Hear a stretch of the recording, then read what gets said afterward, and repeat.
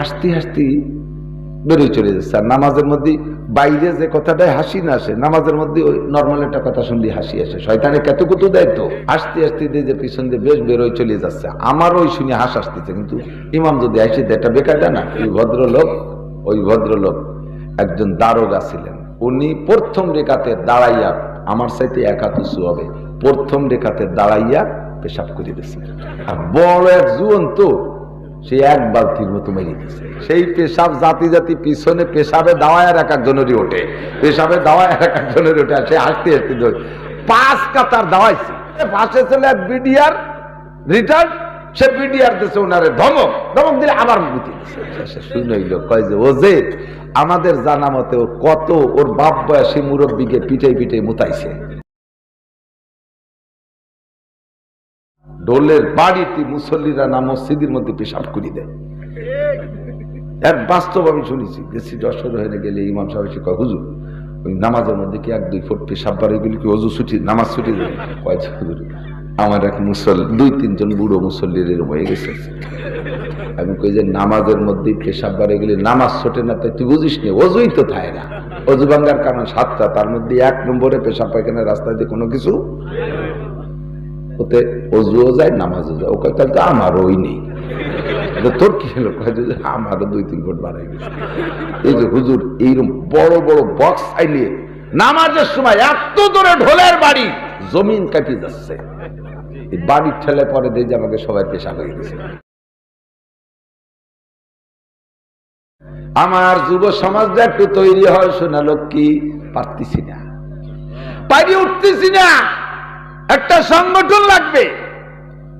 এ যুবক, তোমরা যারা বিভিন্ন ভাবে ক্লাব করো, সংগঠন করো, সব প্রকার অন্যায় ক্লাব আর অন্যায় সংগঠন থেকে তুমি ফিরে আইসা একটা যুব সমাজ আর যুব সংগঠন করো, যেই সংগঠনের পরিকল্পনা হবে সামাজিক সকল প্রকার কুসংস্কার আমাদের সমাজ থেকে দূর করব।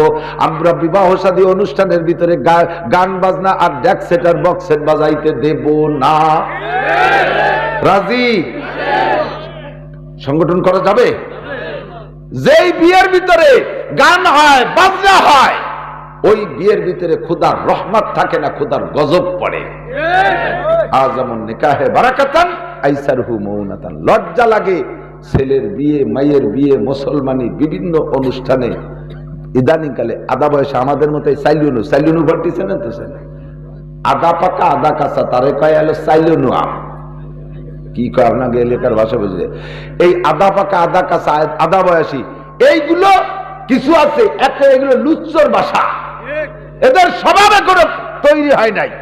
যুবতী মেয়ে আইনিয়ে ভাড়া করে গায়িকা আইনিয়া নিজের মায়ের বিয়ে, নিজের ছেলের অনুষ্ঠানে সেই জায়গায় রাতভর গান বাজনা গা গাই করে। লজ্জা করে না? বমি আসে না? মসজিদের পাশের বাড়ি, মসজিদের বদদোয়ায় ধ্বংস হয়ে যাবি।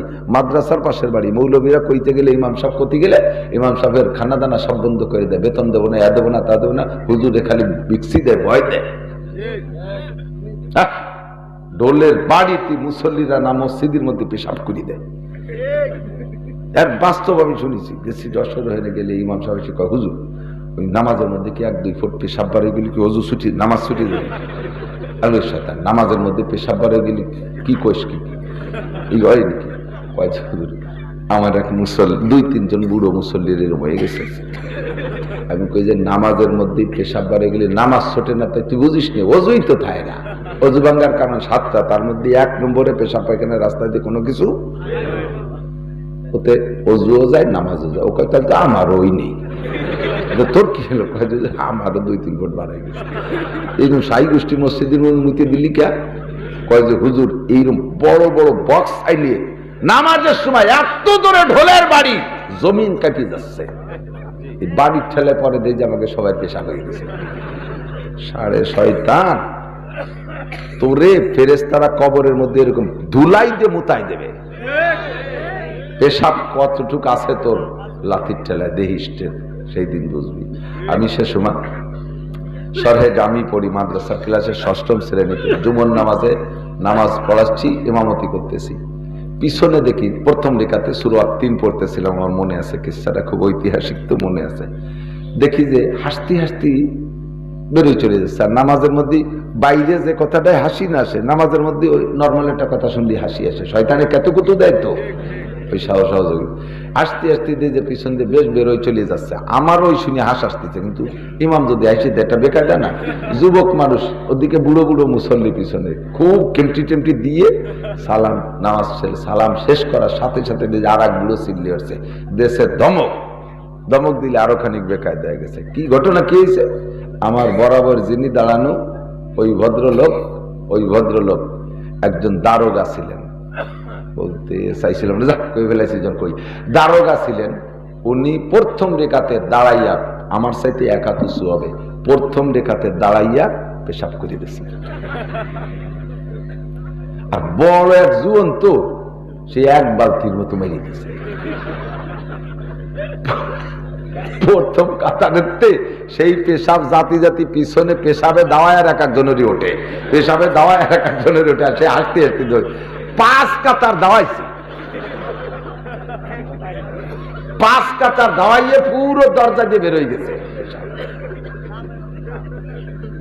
এরপরে ফাঁসে চলে বিডিআর রিটার্ন, সে বিডিআর দিয়েছে ওনারে ধমক দিলে আবার মুক্তি দিচ্ছে। আর এই যে শেষের টুকে আনলেন কেন? শেষে শুনইল কয় যে ও যে আমাদের জানা মতে কত ওর বাপ বয়সী মুরব্বীকে পিটাই পিটাই মুতাইছে। আল্লাহ কয় তোরে মুতাতি আমার বাড়ি লাগবে না, মসজিদের মধ্যে দাঁড়াইয়া ইমামের পিছনে শত মানুষের মধ্যে তুই বিনা পিটানে পেশাব করে দিবি।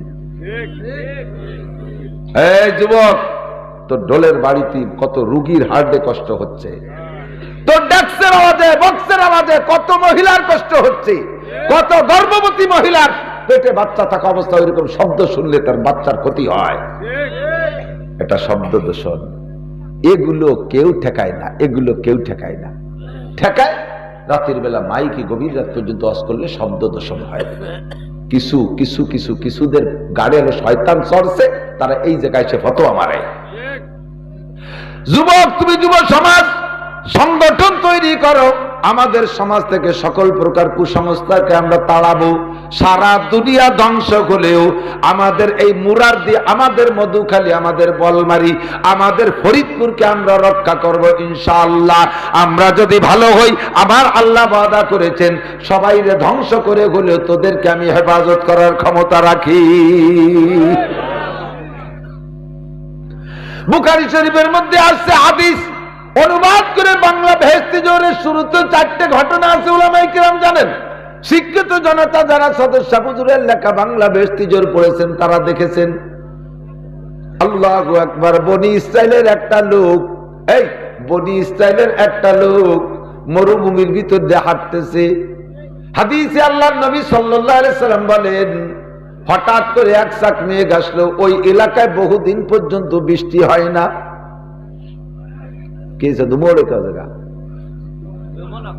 কুয়াশা, ওইভাবে কুয়াশা ঢুকতেছে। ওখানে খেতা টেতা টানাই দাও।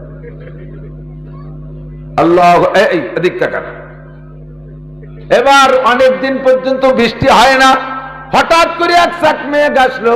ওই মেঘের ভিতরের থেকে একটা আওয়াজ আসতেছে এমন কইরা, মেঘের মধ্যে থেকে কে যেন ডাইকে বলতেছে, ইয়া ফুলান ইসকি হাদিকাতা ফুলানিন। হাদিসের শব্দ এইরকম, হে অমুক ব্যক্তি, অমুক ব্যক্তির বাগানে যাইয়া তার বাগিচায় পানি দাও, অথচ এলাকায় কোনো পানি নাই। শব্দটা মেঘের থেকে আসলো। ইতিমধ্যে ওই মেঘ প্রবল বৃষ্টি বর্ষণ শুরু হয়ে গেল। বৃষ্টি প্রচুর হলো।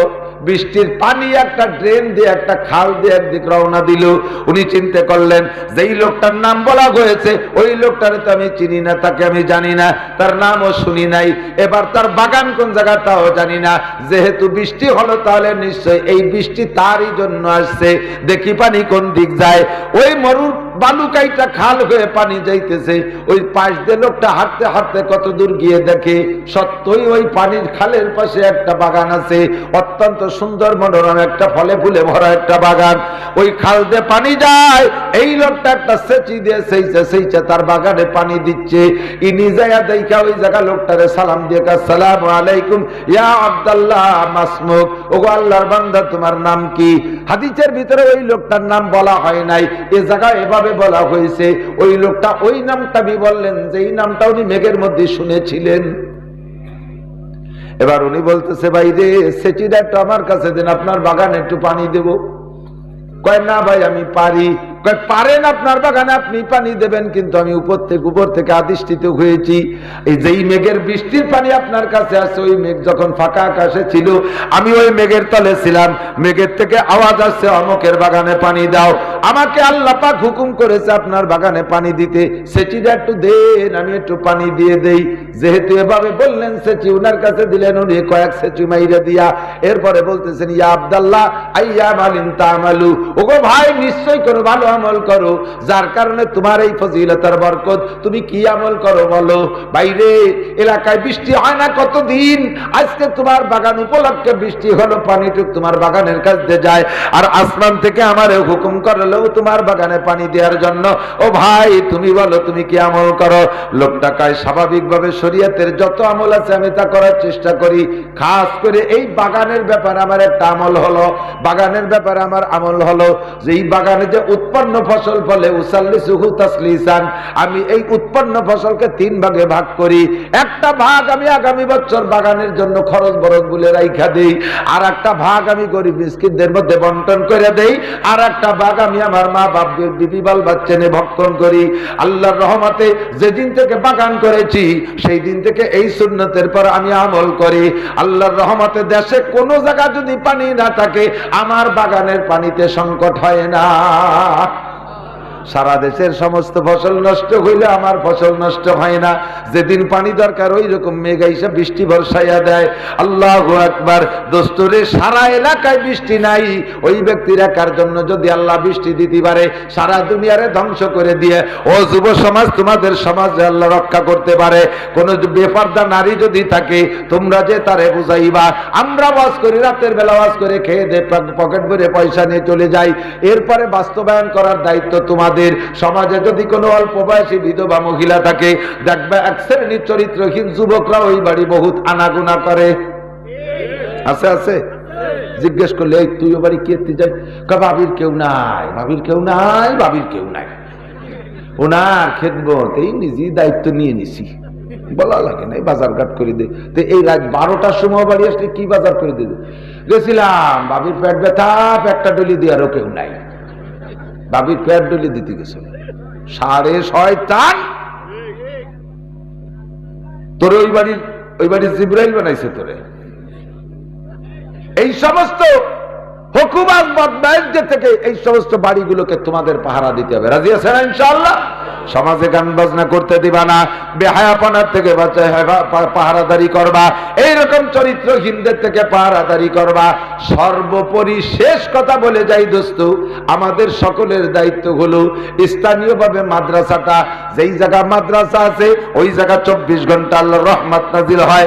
কারণ মাদ্রাসা হেফজখানার মাদ্রাসায় 24 ঘন্টা তেলাওয়াত হয়।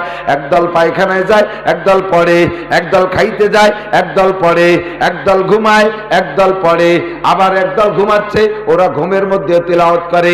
এই জায়গা 24 ঘন্টা কোরআনের রহমত, কোরআনের ওসিলায় রহমত নাজিল হয়।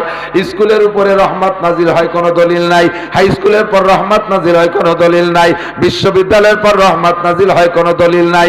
রহমত নাজিল হয় না তার দলিল আছে, কারণ সব হাই স্কুল থেকে নিয়ে প্রায় বিশ্ববিদ্যালয় পর্যন্ত সব জায়গায় সহশিক্ষা আছে। নারী আর পুরুষ একসাথে বেপরদায় ও জায়গা উঠা বসা আছে না নাই? যে জায়গা নারী পুরুষের অবাধ বিচরণ ওই জায়গা আল্লাহর রহমত থাকতে পারে না, ওই জায়গা আসমানি গজব নাজিল হয়, ও জায়গা বেবরকত নাজিল হয়। আর মাদ্রাসায় 24 ঘন্টা মহিলা শাখায় মহিলা, পুরুষ শাখায় পুরুষ, এদের ভিতরে কোনো সহযাত্রা নাই, একসাথে দেখা সাক্ষাৎ নাই। যতক্ষণ ভাই বুনাইছে, ভাইটা পুরুষ মাদ্রাসায় পড়ে, বুন্ডা মহিলা মাদ্রাসায় পড়ে, বুন্ডার সাথে ভাইটা দেখা করতে যায় না, ভাইটার সাথে বুন্ডা দেখা করতে এই মাদ্রাসায় আসে না। সম্পূর্ণ রহমতের পরিবেশ। এই জন্য জান দিয়ে, মাল দিয়ে, জীবনের সর্বস্ব দিয়া এই মাদ্রাসার দিকে খেয়াল রাখবো, পাহারাদারি করব। নিজের একটা সন্তান, ভাইও বলেছে, আগের বক্তা বলেছে, সম্ভবত উনি চেয়ারম্যান না, চেয়ারম্যান সাহেব বলেছেন যে সন্তান 4টে থাকলে একটা দেবেন, 3টে ছেলে থাকলে একটা দেন, 2টে থাকলে তাও একটা মাদ্রাসায় দেন। ওরে একটা থাকলে ওই একটারে মাদ্রাসায় দিয়ে দেন। একটারে যদি জেনারেলে দেন 99% হলো নষ্ট হয়ে যাওয়ার ভয় থাকে, আর একটারে যদি মাদ্রাসায় দেন 99% ভালো হওয়ার সম্ভাবনা থাকে। ছেলে মাত্র একটা, ও যদি নষ্ট হয়ে যায় কার দূরে যে দাঁড়াবেন?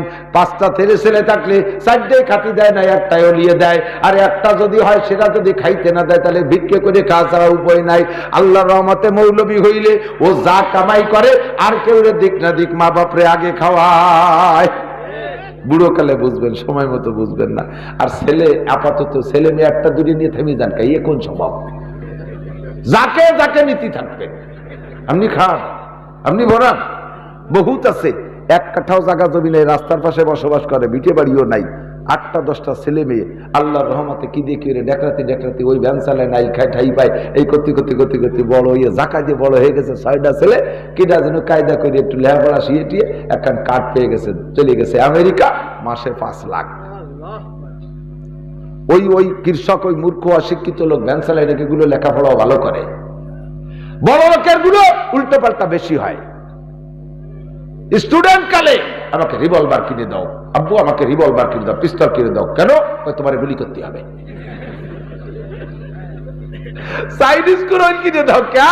কুরবানি সহ তার হাড় কুমাতে হবে, কুরবানি সহ বাপের হাড় কুমাতে হবে। চাইনিজ কুরআন কিনে কোফো খায়, বহুত জানি আমি। আপনাদের এলাকার সব ভালো আছে, যদিও খারাপ থাকে আজকের থেকে ভালো হয়ে যাবে। তবে শেষ ফিনিশিং হলো মরার সময় আপনার জানাজার ইমামতি করবে কে? আমাকে মসজিদে হুজুর আছে না, আমরা মুষ্টি সেল দিই না, মাসে 20 টাকা বেতন দিই না, ওই 20 টাকার হুজুর আর মুষ্টি চালির হুজুরির জানাজা। শুধু তাই না, সারা পৃথিবীর সমস্ত বড় বড় পিসাবদের জানাজা আর আপনার নিজের ছেলের জানাজা আকাশ পাতালের পার্থক্য। এমন একটা ভালো জানাজা যদি নিয়ে যাওয়ার ইচ্ছা থাকে তাহলে একটা ছেলে আলেম বানান, ঠকবে না। ওই যে চেয়ারম্যান সাহেব কইছে না, মাননীয় সরকার প্রধান আমাদের কওমি মাদ্রাসার সার্টিফিকেট দিয়ে দিয়েছে। বহুত কওমি মাওলানাকে ফারেগের পরে সরকারি চাকরি হয়ে গেছে। আমি 1000-এর উপরে খবর জানি সরকারি ওই সার্টিফিকেটের বলে চাকরি হয়ে যাচ্ছে আল্লাহর রহমতে। চাকরি চিন্তা করবেন, তাও গেছে। সরকারি certificate IA BMA BCS pass করে সানা বান্ধে মৌকুচ হয়ে ঘুরে বেড়াচ্ছে। কত কে যে বেজার জামনি নেই, বা মাও নাই, খালিও নাই, কোনো মন্ত্রী যন্ত্রী নেই, যাত্রী নেই। এখন কি আরো প্রাইভেট ফড়াই বেড়াই, তো প্রাইভেট ফড়াতে অত অনেক ফড়া লাগা নিতে, তো অল্প একটু ফড়াই প্রাইভেট ফড়াই বেড়ান যায়। আল্লাহর রহমতে অভাব দুনিয়ায় নাই, দুনিয়ার থেকে অভাব চলে গেছে, সুখে শান্তিতে থাকতে পারবেন। আল্লাহ তাআলা হেফাজত করুক, সবাই বলেন আমিন। শেষমেশ আল্লাহ পাক বলেন, নাসির বলে দাও, হে আমার গুনাহগার বান্দারা, যত গুনার কথা এখানে আলোচনা হলো সব গুনাই কম বেশ আমরা করে থাকি। ভয় পেও না, নিরাশা হও না। আজকে রাত্রে বিছানায় যে তুমি খাস ভাবে 3 বার তওবা পড়ো অন্তর থেকে, যে আমি এই গুনাহগুলো আর জীবনে কোনোদিন করবো না, কোনোদিন দাড়ি কাটবো না, কোনোদিন তাড়ি খাবো না, বিড়ি খাবো না, সিগারেট খাবো না, মদ গাঁজা খাবো না, জিনা ব্যভিচার করবো না, পরের হক নষ্ট করবো না, সুদ ঘুষ খাবো না। মোটা মোটা কয়টা গুনাহ থেকে তওবা করো, মোটা মোটা কয়টা ইবাদত করার জন্য প্রতিজ্ঞা নাও। আজকে রাত্রে আল্লাহ কয় ফাউলাইকা ইউবাদদিলুল্লাহু সাইয়্যাতিহিম হাসানাত, জীবনের সমস্ত গুনাহ তোমারে মাফ করে দেওয়া হবে এবং গুনাহ সংখ্যা পরিমাণ নেকি দিয়ে দেওয়া হবে। তবে লাইসাতি তাওবাতু লিল্লাযিনা ইয়ামালুনা সাইয়্যাত, গুনাহ করতে করতে মরণ ঘাটে চলে গেছেন, সেই সময় কয় আস্তাগফিরুল্লাহ, আল্লাহ কয় কবুল হবে না, সময় নাই। আর কারা? ওয়ালাল্লাযিনা ইয়ামুতুনা হুম কুফার। আর কাফেররা যদি ওই যে দেন না, হিন্দুরা তুলসী তলা নেয়, তুলসী তলা নেয় না, ওই মরার আগে তুলসী তলা নিয়ে যায়। তুলসী তলাতে যদি কোনটা বাইসে যায় ওরে আর ঘরে উঠতে দেয় না, কারণ তুলসী তলা নেওয়ার পরে যা পড়াইছে তা হলো কলেমা পড়াইছে।